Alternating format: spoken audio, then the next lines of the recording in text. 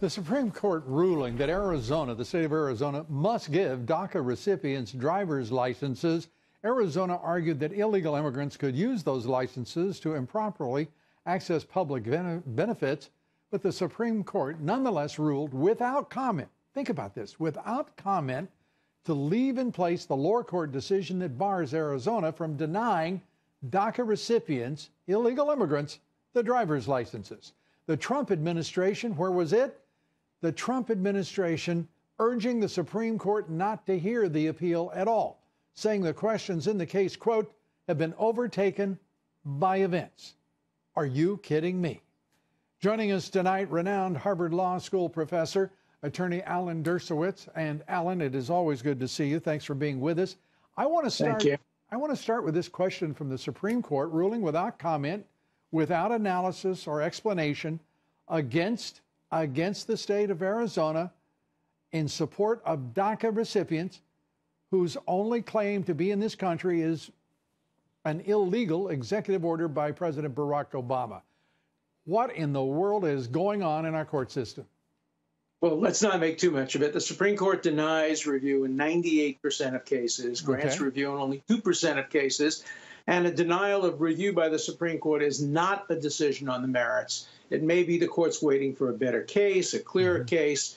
So that remains the law in the circuit court where it was decided, but there's still room for more litigation. So stay tuned. This is just one step in a longer process. Okay. I'm staying tuned, but I don't think the court system in this country is in tune with the times in which we live.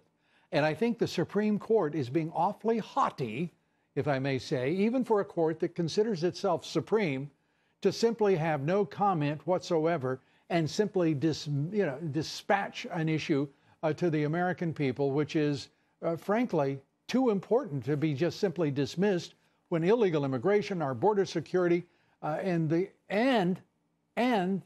states' rights are of critical importance to this republic. Well, then blame it on the Trump administration because they didn't seek review. And the Supreme Court... Don't worry, I'm plenty critical of the administration, right. That Justice Department. I think it's ignorance beyond belief.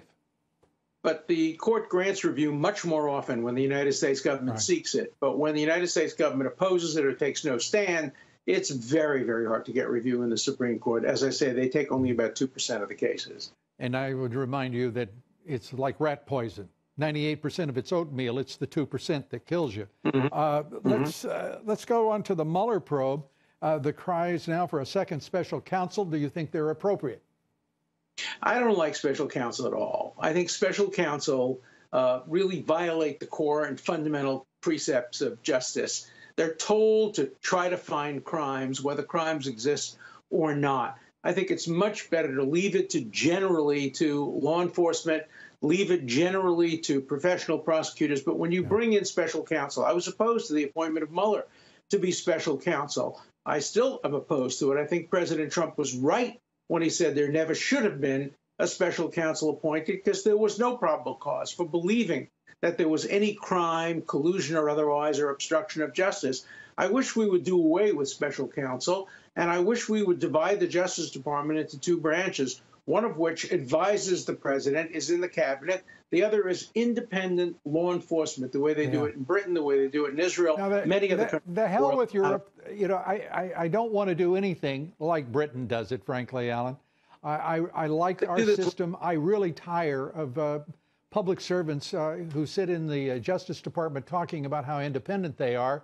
I want the President of the United States to be in charge of it. I don't want it to be politicized, but no one seemed to have a problem as Barack Obama politicized the Justice Department for 8 straight years.